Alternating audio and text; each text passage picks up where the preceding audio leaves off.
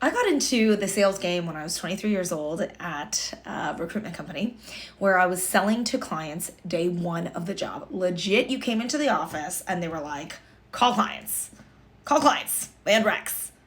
Recs are requisitions, like job orders to work on. Because in the business of recruitment, it is a full-on dual-sided sales job. You sell your services to clients and you sell your jobs, the client's requisitions, to the candidate. Once you have agreements on both sides, then you would get a deal. What I loved and still love about being in the sales function is that I don't have to play that many politics in my career where it was really just based on how successful you were externally.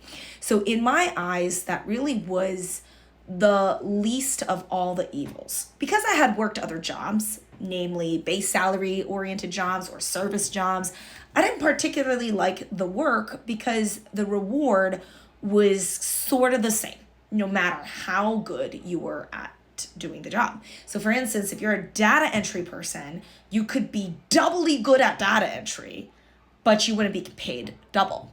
And that's what I love about sales. If you are doubling up on your billings or you're tripling up on your billings compared to the average producer, you do get paid because it is a commission-based job, which I love.